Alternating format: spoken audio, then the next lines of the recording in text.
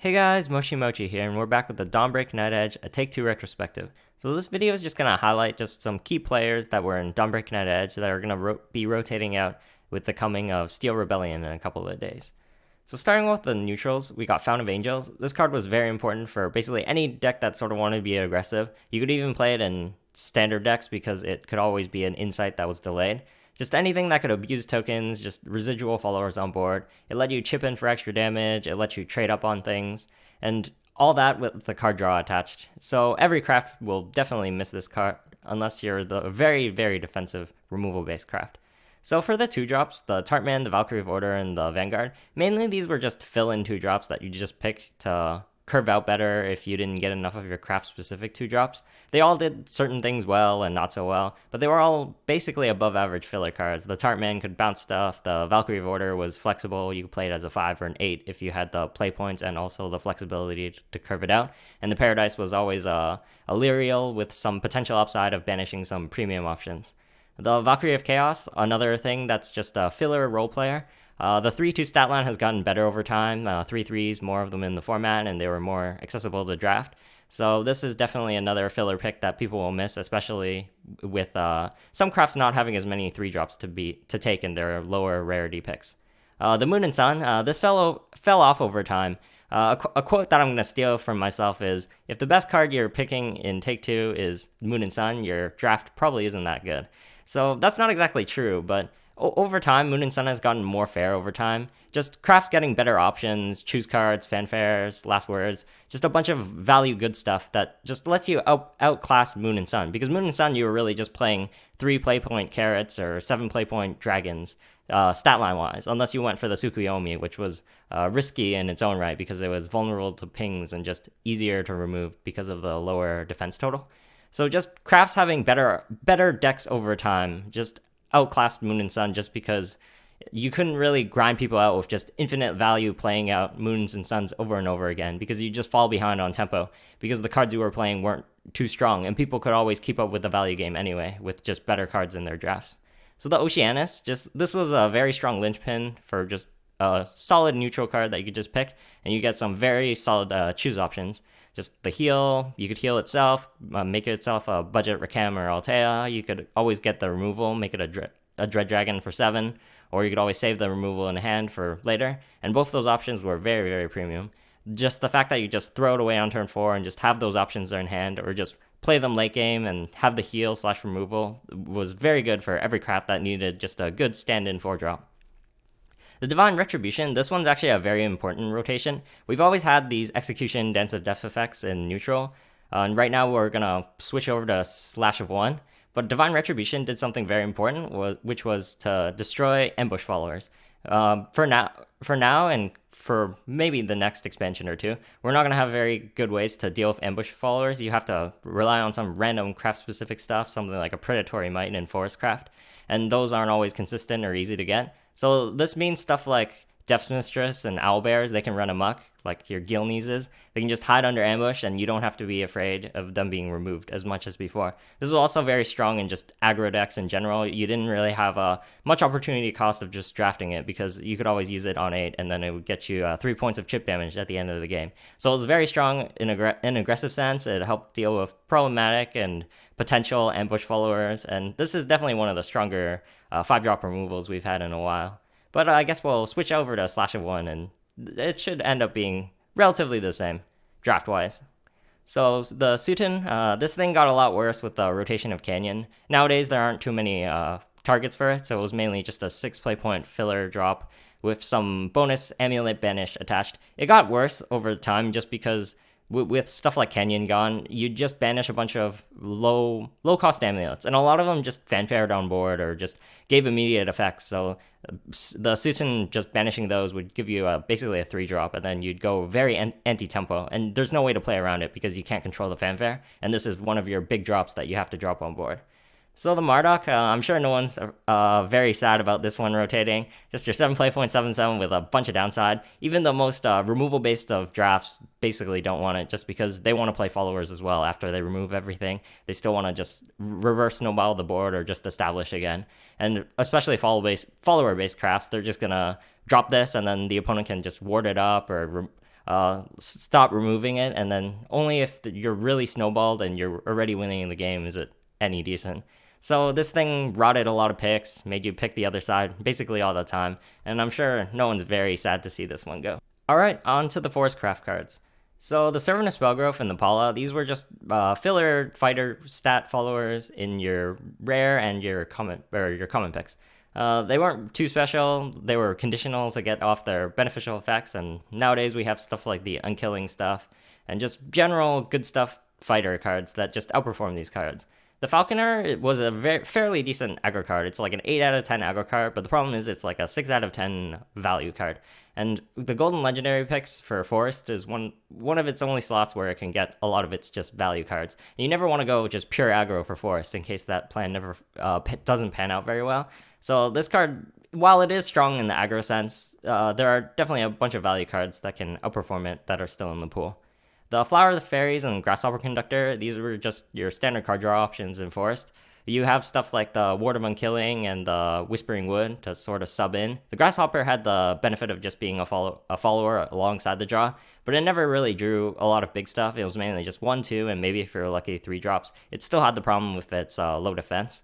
The Owlman, just your ambush follower, it got better over time, but unfortunately it rotates as soon as the Divine Retribution rotates. But the Owlbear can definitely sub in for that sort of late game ambush finisher. That is definitely going to be much better now with Retribution gone from the format. The Elf General and the Nelsha, this is actually a very big deal that these are rotating. Forest has stuff like the Sutera and the Metera. They want to Evo on 4. So if you're going first, you need stuff to just throw away. You can always have like stuff like the Whisperer, just drop that and like 2 Oathless Knights off the 2 fairies. But stuff like Elf General and Nelsha, they gave you value when you just drop them off on turn 4, and you'd always get the fairy or the 2 dresses that were great for trading. So just extra value in hand, free combo potential, and just a free sack on turn 1. These cards will definitely be missed in Forest with basically nothing to replace them, at least at the moment. So the Whisperers has been pretty good, and then I won't say fell off over time, but it was always like clunky alongside now Predatory Might and the Mark of Unkilling. While the Mark of Unkilling is slow, it still had like a bit more value in a sense because of the card draw. But the Whispers was always good for comboing out. It was still like cheap, very strong removal, and it'll definitely be missed. But you can always supplant your stuff with Predatory Mights and Marks of Unkillings, and you can sort of fill in that removal role regardless. So the Okami and the Venera, these cards are sort of lumped in the same category. Just good, not good, but storm finishers for the late game for Forest. The problem with these cards was they came out too early, and then when they come down, if you're not chipping your opponent for like 10 to 12 or something, these cards don't really finish the game very well because you're forced to trade or just play a board focused game, and these cards aren't very good. The Okami just kept bouncing itself to the hand, and for the most part you're only attacking your opponent for 1, 2, or 3 damage just because your force stuff is so small. And the Venera, it always had problems just buffing itself. If wasting an Evo on it wasn't very efficient just because of its stat line didn't grow, and it just wasn't very good at finishing the game unless you had something like the Fills from the Korwa or something. So the Drazel and the Green Glen, these ones are very important rotations. They're just very strong value-oriented cards. The Drazel was super flexible. You could do a 3-6 rush with Drain that could keep you alive. You could get card draw on it immediately with some random free combo potential alongside it. Or you could always save the rush for some Storm plus AoE buff, which could always help you finish the game. The Green Glen was very strong after it got nerfed or buffed. 6 play points is very, very early, and you just get the free 6/5 rush, trade with anything, and then over the next few turns you could just get 2, 4, 6 points of free chip damage, and you could just win the game off staying neutral and just chipping away at your opponent's face by just comboing over and over again. So these two will definitely be very missed as just very solid stand-in value cards. So onto Swordcraft. We have the Axe Princess. This card was mainly used to just cheese people. You could just get random enhanced drops like 1 or 2 times and just get free card draw off it. You could always use it for aggro, just curving out turn 1. We still have Quick Blader for that, and we usually get like 1 or 2 1-drops over time, so this won't be missed in that sense. You could also use it for the Commander tag, which was the cheapest of its class, just 1 play point. It's as cheap as you can get, and it was like fairly solid in that regard. And it was always decent being pulled by Tina. But if it's not too big of a loss just being a 1-drop most of the time. The duel, it got worse over time, partly because of the nerf, but it was still like a reasonable card, just inside on 1, and you get the 3/3 rush, lets you snowball going first, and you can always use the 3/4 protection. The enhanced drops, the Holy Bear Knight, it was always very solid, Veteran Lancer with upside. You go always weave it in turn 5. if you really needed to as a drop, or even late game get the extra enhanced value. Just 2 play point 2/2 with ward was always solid enough. The swordsman has the problem with like enhancing, just keeping stuff in hand because swords curves have gotten smaller and smaller over time. Just 2 play point 3/1 just didn't cut it just because of puppets and just random pings that just traded with it for free. So this card just had too many problems staying in hand to get that 8-drop really big enhanced drop. Same thing with the Prim. We have the Leod now, so it sort of fills in that same role. It just evolves better in the mid game just because you get the free value off the 0 play point spell, and then you get the free re-ambush again. So just because you couldn't afford to really keep it in hand, when Sword was curving out, you had to just play the 2 play point 1/3, and just Leod's sort of better in that sense. Only in the late game was Prim scaling really well, but in that sense, it was still a really good card. The Dario, unfortunately, 2 play point 2/1. This card never really took off. It had like the protection potential, maybe with like something like Arthur and Constructed if you really wanted to go that route.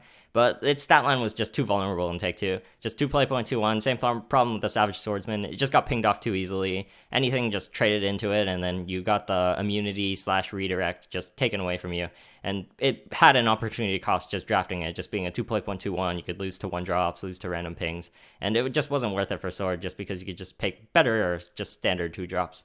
So speaking of another 2-drop, we got the Cilia. This one's actually a really important rotation because it's a standalone Storm card that the Sword gets. They have a bunch of stuff that randomly generates or gets you Storm cards, but something that just you had instantly in hand that you could draw that could finish out the game was very good for Sword, just because they like doing a lot of chip damage, and then when the game's going to like the late game, the opponents are at like 12, 14 life down, you have a potential way to finish out the game. You could always reuse fanfares and just a bunch of other value stuff that it could get. And it had a board generation on 1 follower. So just stuff like the Frontline Ramparts, the Weathered Vanguard, anything that just generates board all on its own is very strong in Sword. So both 5 play point applications were very strong and can always be used as a 2-drop in a pinch.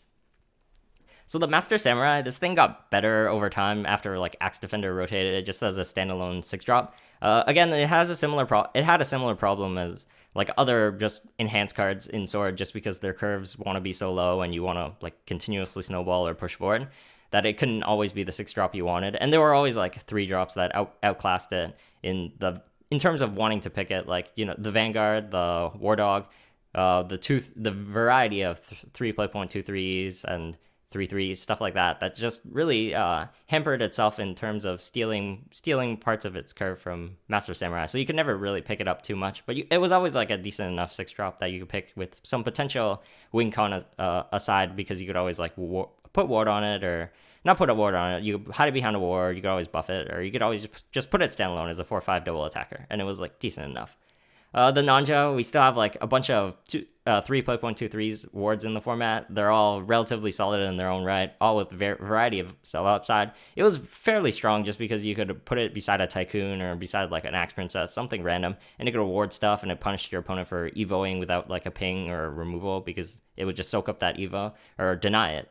So it was good in a sense, but we still have good 2/3s in the format, so it won't be too missed. So something that will be missed is the Vulse, because it gave so much flexibility and strength to Sword. 3 play point 2/2 just gave you either bullet, the banish one in the late game, or the 3 damage one in the early game. Just a bunch of flexibility to pick whatever one you wanted and just deal with a bunch of threats in the early to mid game. The 3 damage bullet just dealt with all your threats post Evo, and then you'd always get the late game bullet later, and then just deal with stuff like prime artifacts, random last words that were really problematic. So next up we had the Ramparts. This is the most important thing that's rotating from Sword, because this thing allowed you to generate board from nothing, and it was also relatively uninteractable. The only way to interact with it was basically to destroy the amulet, which was very hard for basically every craft. So the thing lets you put you up on a lot of matchups, just matchups that always like to remove everything in Sword, just a bunch of 2-for-1s or just value removals. Frontline Ramparts just allowed you to dodge that and still interact with board, or more importantly, interact with face. You could always evolve the 1/2s into Goliath with an Evo and then just push face from there. And you could always just drop some stuff alongside it, and it'd be very hard for your opponent to interact with it. So next up, the Spartacus and the Fortress. The Spartacus was always just the Avant Blader with extra win condition fluff attached to it. But with the new 7-drop in the format, it always had like ways to win the game, and you could always like get Gilneys, Chronoses over the time, just random stuff to cheese out the win through the victory card. But otherwise, it was just a 6 play point, draw 2, and then sometimes it snowballed and drew 4 or more. And it was solid enough in the value sense, and Sword will definitely miss the card draw option. Sky Fortress, it sort of like got worse over time, mainly this expansion, where it was just harder and harder for a Sword to just stick followers, minus having a Ramparts on board. But it was still like a very good card. 8 play point, 5/6 rush, you'd play that at like a 7 play point rate anyway. So just having a buff on even a 1 drop or 2 drop is very, very premium, especially if you get the bonus keywords dropping on an officer or a commander for the clash/ward. So Sky Fortress will definitely be missed, one of the premier snowball cards for Swordcraft. Alright, next up we got Runecraft. So the Witch of Foresight, this thing's not too important. It was mainly just to fetch stuff like Staff of Whirlwinds, Witch Snaps. You could always sort of control it, get insights, conjure golems, just random value stuff in your hand. It was mainly just a secondary 2-drop that you'd throw away on curve, as long as you didn't get like snowballed out of it. The 2 important rotations here are the Beastface Mage and the Mysterian Rimwrist. This might not seem like a big deal. Maybe the Rimwrist, you might think it was a really good 6-drop, which it was, but it had similar problems to stuff like in Sword, where it didn't really get to enhance as often just because of curve considerations. But the main thing is these 2 were 2 vanilla-statted fighter followers, and this is a big deal because Rune doesn't have too many of these anymore. After the rotation and coming into Steel Rebellion, they only have Conjure Golem, which will definitely get bumped up in the next list, and the Truth gold card. So that's a big deal because every other 2-drop they have, stuff like the Owens and just random the witches, they all interact poorly with pings. So stuff like the disdain cards in Blood and Dragon, or just puppets, just random pings that a lot of crafts get, or just token followers, they can trade very well with stuff in Rune in the early game. So they can just snowball you. If you're going first, it's really detrimental because your 2-drop is basically your entire early curve. You play a 2-drop that gets traded away for free, and then you're already down 2 cards. If you don't have stuff like the Monica or just Paula's to sort of reclaim the early game, even Evo 2-for-1s, I won't say they're not good enough, but they don't really help you get back up on the value game. You just neutral or even out the playing field again, and after that you still have to draw your power cards. So just being snowballed in the early game is actually a very big deal for Rune, and just losing two vanilla statted fighter cards just add to the potential, brick potential / snowball potential of other crafts just beating you in the early game.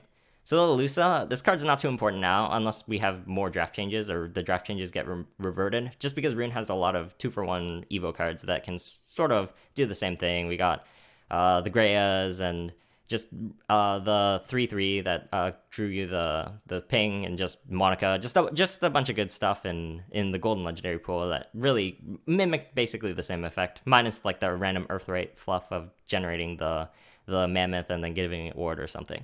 So the Zero Blade, this card never really took off. It was like a Witch Bolt, but you had to work for it, and it was very hard to actually get the spell boost for it, just because you never really wanted to draft like a really spell-focused deck in Rune.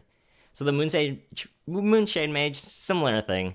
Just having to spell boost it a lot to get even Goliath-based stats, it was actually pretty hard. Just having in your hand as a potential brick, it's not as strong as just good stuff followers that Rune gets, or the Evo recovery stuff. The 4-drop slot was very contested for Rune, so it never really got to take off as like a decent spell boost card. The Rooney, it has similar problems of being a 4-drop. It has value attached to it, but the win condition was never consistent enough just because you had to spell boost it a bunch, and then it did nothing the turn you played it. So it was mainly for the draw, and then it was like 4 play point, you had to play it, and then you also had to play the draw later. And you had to invest a lot of anti-tempo for that turn, and the next turn in order to get the card draw. So it was pretty weak in the sense tempo-wise, and Rune had enough value, enough card draw to sort of not need to pick the Rooney. It also had the spell boost attached, but again, spell boost was pretty inconsistent for Rune, and it wasn't like the way they wanted to lean. The summoning drills, this was actually a fairly solid Earthright / just a good stuff follower or card. It's just got outclassed with the Burgeoning Genius and the Paulas afterwards. Otherwise, it was like a fairly solid card in its time in Arena. You could always do some random stuff and get the 0/2 ward early with just Earthrighting it off, and it just gave you a sigil, so it was always pretty strong on its own. The Faust, similar thing. It was like good standalone. It got a lot better in the Altar Sphere format just because it had two really good Earth Sigil generators, and they were very consistent. But over its time, it was just a good stuff vanilla follower that just gave you free upsides for just cashing in your Earthrights, and that was good enough. It was like a fairly solid card. It wasn't like super high value, but it was good in just a stat line perspective. The Staff of the Whirlwinds is going to be a very important rotation because it was a unique effect in Rune that they didn't get anywhere else that they could just draft at common. This lets you deal with go wide boards. Go wide boards were actually a good way to deal with Rune in the past, just because you could just go super wide and just deal with their 2-for-1s. You could even make their Abyss Summoners really bad. And if you go super wide, like even their 2-for-1s alongside removal couldn't really clear everything. You just snowball and Evo stuff and just push board from there and just win off that plus some storm potential. So just Staff of Whirlwinds just helps you deny that, helps you deny the aggro. And this card will definitely, this card rotating will definitely make it so people can snowball Rune a bit better if they have some really, really strong curves, maybe some 1-drops alongside it. So the Snowman King, the Onion Patcher, with Abyss Summoner going to 8, it would have been nice actually keeping these cards in the pool. But these cards were mainly just the stand-in Abyss Summoner substitutes. You had the Servant of Truth after, and these cards were just fine. Like the Snowman King was decent enough. It could be a budget spell boost option, give you a bunch of wards, give you a bunch of storm potential, and those were like good enough options. Even with 1 or 2 spell boosts, it was strong enough. And the Onion Patcher was always usable as just a board flood on legs. It could always give you a bunch of onions. You could chain a bunch of spells together and just get a bunch of split board, and it could always be used as a win condition, like skillfully. So they were both like reasonable cards for Rune to draft. The Embodied Witch, it got better with the addition of the Verdict Discovery. You could always use it as a gimmicky, getting a bunch of Verdict rituals in your hand and then just winning the game off that, just like a Crimson Rose Queen or a Rose Queen. Just getting a bunch of 3 damage spells in hand. You could always copy like Burgeoning Geniuses or even Abyss Summoners if you really had the time to keep it in hand. It was mainly just a sort of fun card. It was pretty bad on its own, but if you had a really good deck, a really defensive deck, you could definitely get a bunch of win conditions alongside it. Alright, next up we got the Dragoncraft cards. So the Right Rim, this card was probably the best 2-1 in the format. Just a 2-1 that gave you a pseudo card draw later in the game. You could put in the Dragon Nest later and it basically didn't punish you. It was very easy to weave into your curves, and the Dragon Nest just refunding you the card and also healing you life, which was very strong against aggro into the late game on Overflow, was very strong. Something else that was pretty strong was the Heroic Dragon Slayer, just 3-1 stat line. It ended up being fairly good, even with its low defense total, just giving you potential 3 to 6 chip damage in the early game. It traded with 2 3s, 3 3s, decent enough. And then you could get the Demonic Strike with a card draw attached on Overflow. So just that, even with the conversion factor, it was very strong in the aggro sense. And now Dragon has the Righteous Dragoon to sort of carry on its legacy of just giving you a very strong card with even some Dragon Wings attached. The White Frost, this thing probably doesn't need any explanation. It's so much packed into one package. Just 2-for-1 removal on Evo if you really need it. It pings itself, or it gives you the ping for its own Whisper, and you can just use the Whisper anytime for a free execute card to just deal with anything big or anything mid range on board. The Orcas, this thing is actually very important rotating from Dragon. I guess we have the Serpent Drake to sort of mimic the effect if you get the Evo off, or just snowball from there. But Waters just gave you a lot of split board options. For 4 and 6, those were very premium options, just getting sort of Conjure 2-some, Conjure 3-some, just a bunch of bodies on board alongside something else on board. You could just snowball a board from there, and if the opponent didn't have AoE, you could just win the game off that. The Dragonclad sort of got worse over time just because of Dragon not caring much about Overflow and just shifting more to an aggressive style. So they always have like Righteous Dragoon and Serpent Drakes to sort of fill that 3-drop curve, so it won't be too big of a deal. But it was very good in its time in Arena. Just 3 play point 3 for Bane onto the Overflow turns. If you combined it with the Griffin, it was a bunch of stats on board. You had the Ward and you had the Bane, and that was very hard to deal with. The Dragon Cleaver, this is your gold Roy, or not your gold Roy, your gold Vulse. This card was good. It gave you ramp and it gave you removal, whichever one you needed. Low pressure, you could always ramp into late game threats or just more stuff on curve later, or you could always bank the removal in hand. And then if you were under pressure, you could always makeshift it as a 5 play point, deal 3, and then 2/2 body, and that was fairly strong. The Force of the Dragon Newt, this thing was very good, because you could deal with aggro, and it also didn't punish you for drafting it, because you could always use it for face damage. So the fact that you could use it as an Angelic Barrage or just ping for 2 and AoE 2 was very, very strong, regardless if you were aggressive or defensive. If it didn't have the face option, it would definitely be much weaker. See cards like the Dance of Usurpation or something, even though that's like a fairly solid card. The fact that it can't hit face just held it back a bit for Sword. And this one will definitely be a very important miss for Dragoncraft because it gave them like protection and also gave them some very good face potential. The Drakewing Assassin, it got worse over time, but it's still a very solid card. Just 5.44 rushes that let you skip out on evoing, just deal with even stuff like Goliath-sized bodies, and then force your opponent to deal with it. These things were always very strong in the format. The Galua, this is like the epitome of choose cards. Just gave you your standard options, just card draw or hard removal. This card will definitely be missed for Dragon. We still have like hard removal options. We're getting another hard removal in Dragon in the bronze slot.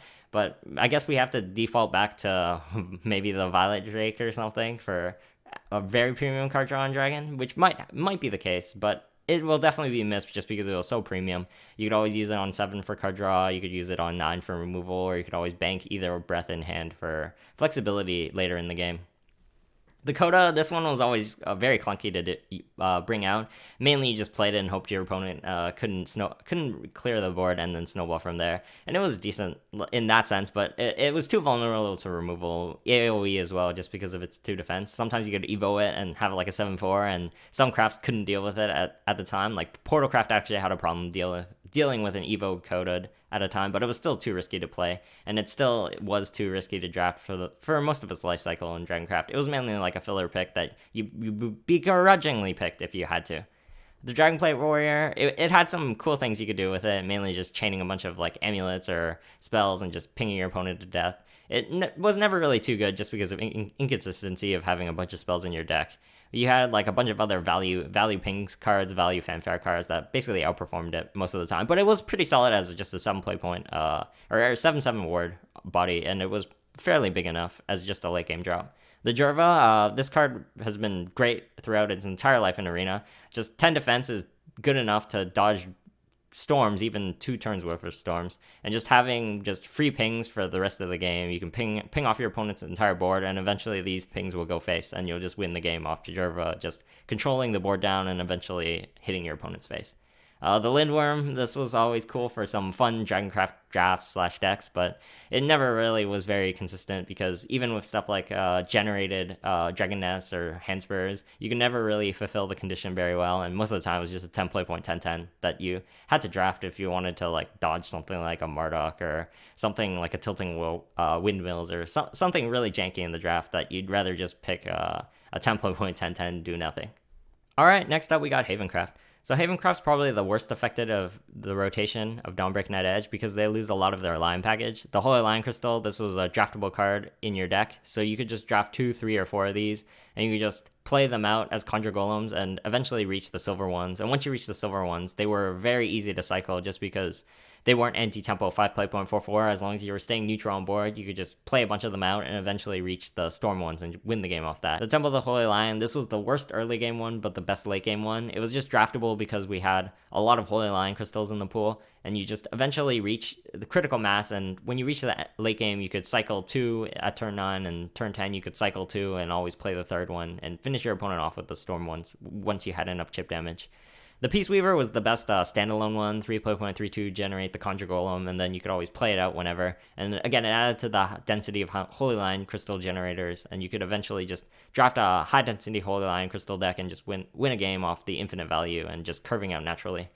Other than that, we have mostly role players here. The Death Scythe Nun, we have the 0/2 as a replacement. It's not as good aggressively, but it's not too big of a deal. The Jeweled Princess was pretty decent as like a ping heal or a card draw option. It got you the amulet and it popped pretty quickly, but it was mainly just a filler value card that you just picked in Golden Legendary. There were better value cards in the pool, so you didn't really pick it very highly.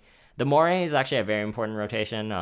2 play point draw card, and then later it would destroy some of the opponent's board. You could use it very skillfully, deny some Evo turns, deny some very key cards like Abyss Summoners on turn 7/8, just dropping it on turn like 5 or 6 or something. And it was like very strong. You could use it in a very good way, and even just dropping it whenever, it was very strong. The White Fang Temple, this card never really took off in Take 2. You never got the healing synergies. It ended up very similar to just the 3 play point Summon a Dragon after, which most of the times it ended up being that because you couldn't cheat on its cooldown and you couldn't abuse the heal as well. The Opposing Statues, this was a very strong card. 2/3 Storm or the 4/3 that healed itself at the end of the turn. Both options were good. It had some potential, infinite value potential, Amulet in hand for some Amulet matter synergies, or Amulet on the board, even though it didn't do anything on the board. Sometimes it did matter. So just a bunch of free stuff, and the followers you got from it were decent enough. The 2/3 storming in the early game, giving you some chip damage in the late game, or the 4/3 just evoing fairly well. Those were great options to have in Havencraft. The Lycone, this card was too inconsistent most of the time. You never really wanted to draft like a high Amulet deck, and you never had like a lot of good Amulet generators. So mainly it was the inconsistency that held it back. Otherwise, it was a pretty solid card. The Hin, this card was very fun to use. You could always get some huge blowout turns with like snakes or like mores on board, and just have a very big blowout turn with the Bane version, just lowering all the cooldowns. You could always use it as just a 3/5 that fetched an amulet from the deck. For the most part, you had like 1 or 2 amulets in the deck. Even if you didn't have a high amulet density draft, you could make use of it. And again, sometimes the rush version ended up being decent with the rush heal. The Tenko Shrine, this card, again, you could draft some very gimmicky deck, White Fang Temple, Tenko Shrine, and a bunch of random heal cards, and sometimes you can make that work, but it was too inconsistent most of the time. It was a pretty dead pick, and most of the time you just avoided it. The Tutankhamun, this thing was okay. It wasn't like super amazing. It had a lot of problems just dying to token stuff, puppets, just random stuff that didn't let you resummon it. You never really wanted to trade it into something that could kill it right away because you didn't get the most value off it. But it was still good enough in the value sense with the Resurrect. It made it awkward to trade against, and it was a solid enough, early enough value card. The Godsworn, this card really didn't really do too much. It was just because it was hard to keep an amulet on board. It doesn't protect you against basically just mid-range stuff chipping away at your face. We don't have too many finisher cards in Take Two, or they're too inconsistent to get off. So this card never really shined like it would in something like Constructed, where you could use it to deny some like end sorcery or something. Alright, next up we got the Blood cards. The Gift of Bloodkin, it wasn't never really a very high pick, just a filler 0 playpoint card that you picked if you had to dodge some other bad picks. The Bowler, it's a very skillful card. You could use it on turn 5 with the heal, which was always the safe option, get some aggro going, or even in the early games, just drop it on turn 1. It gave something Blood could play on turn 1, which was actually very important. The Talon Strike was sort of underrated for most of its life. It was like a reasonably solid card in aggro. It's just aggro was never really the best position to succeed in Blood, even though it was sort of the go-to for it. But it was a decent enough card, just give you a free trade and then generate a bat on board. And then you can always use it to just push face and then, again, push board. The Silver Chain, this was the fighter silver drop. It never really got its effect consistently enough, so it wasn't too good. The Raven, it was just another copy of Summon Bloodkin, basically, even with the Vengeance fluff. It didn't really do too much with the extra benefit, even having like a high-density Summon Bloodkin / Bat deck. It didn't really give you that much benefit or reason to draft it.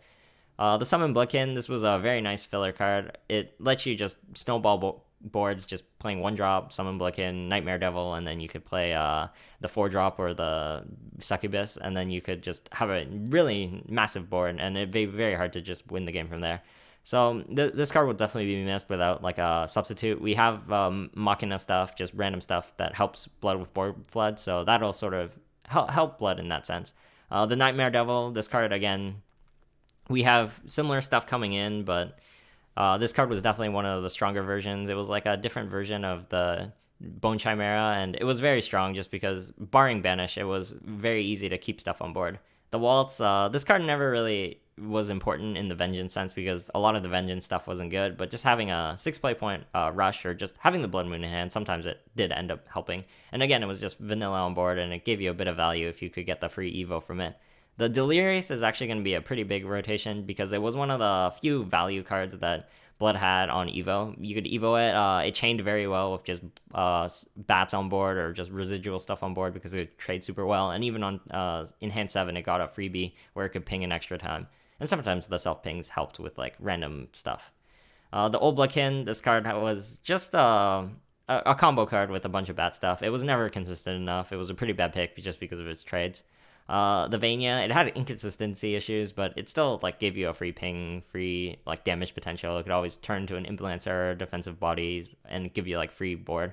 So it was like decent enough. The Dark Beast Spat, it was always fun to make decks based on it, but it had too many problems. Just getting a bunch of damage, getting a bunch of chip damage on yourself, and then just not dying with enough heals and stuff. The Calamity, this thing got worse as soon as Bandersnatch rotated. It was still like fine as like a one of randomly just deal damage. Sometimes you couldn't control it and you just randomly kill yourself, which wasn't the main problem. And we have stuff like Arian now to sort of like fill that sort of slot of dealing a bunch of damage to your opponent's face and being a big follower. And that one has the benefit of just helping you whiteboard. Alright, next up we got Shadowcraft. The Mischievous Spirit, it was never too good. It was mainly just an aggressive option or a filler pick. Mainly because you didn't want to consume all your Necromancy on a low impact thing like a Ghost. The Orator of Bones, just 2 play point 1/1. It was good enough as just a filler thing that sometimes annoyed your opponent on board. It allowed you to get 2 shadows, just be sticky on board, so it was like relatively solid. The Lord Deathskull, it had problems just coming down because everything, your opponent would just clear everything alongside it and then it would just kill the Lord Deathskull and you couldn't get value off it just because its last words had to give it to something else to inherit. The Regenerate Spirit got worse over time, mainly because Fran was so good, you had to draft it as a 3-drop, and as soon as Dark Blade 3 rotated, you didn't really have a great 5-drop to get. We had the 3-5 Rush now, but even just getting a 4-4 Bane or the 4-4 Vanilla, it wasn't really too good enough because you're just playing a do-nothing thing for turn 8, and even cheating play points with a 2 play point card, summoning a 3 play point card wasn't good enough, even if you could dodge the Fran. The Big Soul Hunter, it was mainly for the Dragon matchup. It sort of fell off over time just because we didn't have too many priority targets to kill in terms of big stuff, and the big stuff you were killing wasn't too big of a deal. And its Necromancy cost was pretty steep, and you couldn't really keep it in the hand as sort of like a tech card. So it was still a decent enough choice for you to pick in Shadow. The Everdark Strix, it could sometimes screw you over, but it was a decent enough card. Just a 3-2, cycle the card, give you some random heal. The Poltergeist, it's no Voice of Resentment, but you could still do some cool things with it. Get 3 shadows off at turn 4, give you some banish immunity / protection for your last words. You get 2 pings that could sometimes trade very well. Just ping 1, or go face with them as well.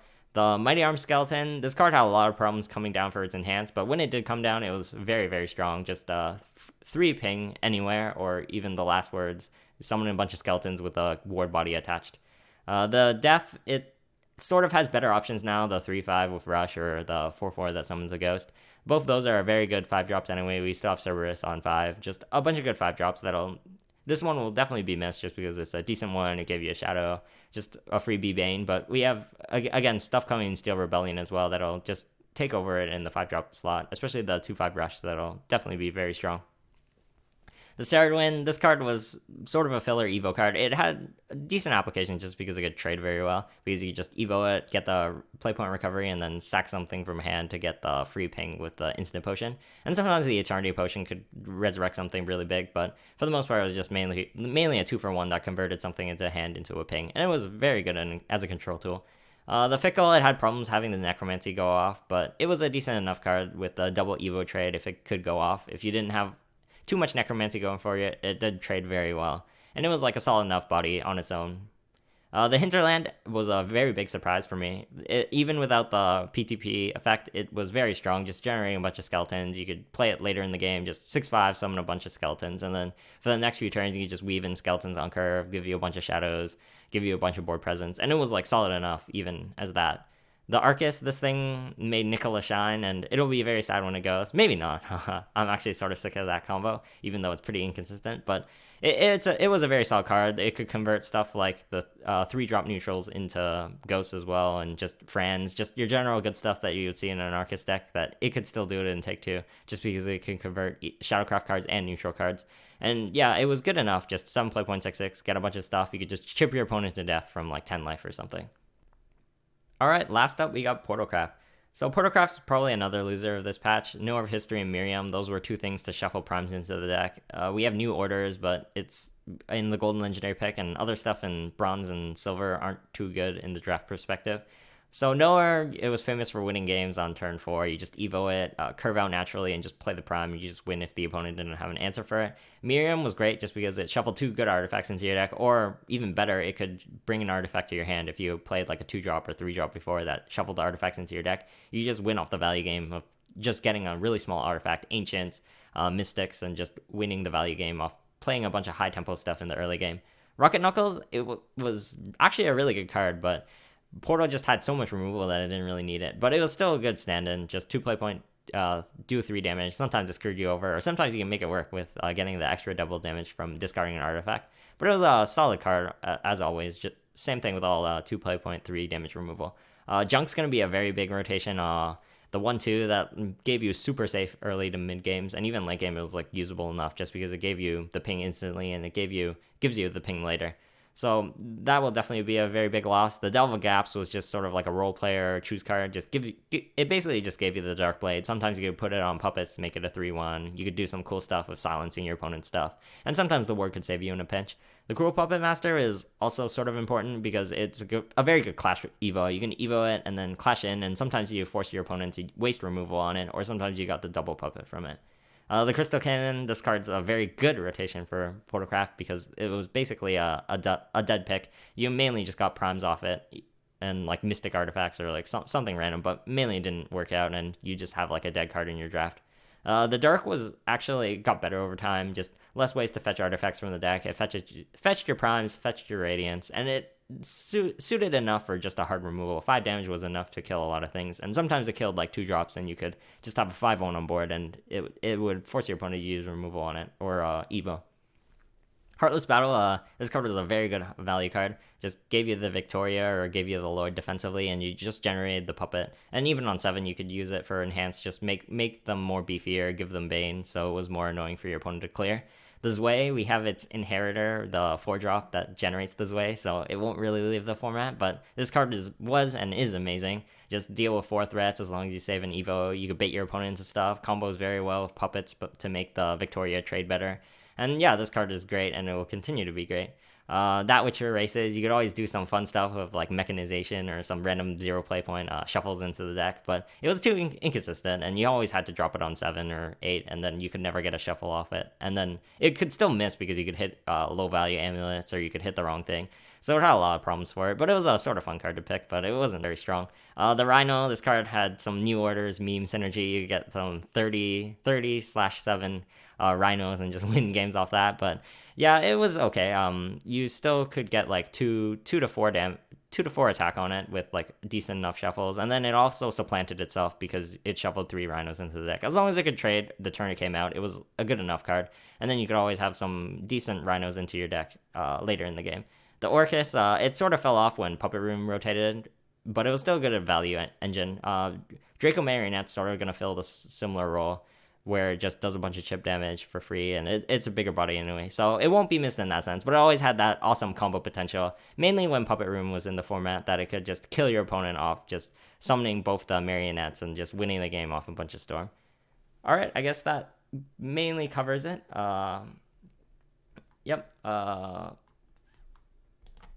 Yeah, Dawnbreak Nightedge was a very nice pack, and we'll see how Steel Rebellion shapes up. And I guess I'll see you guys on the next one.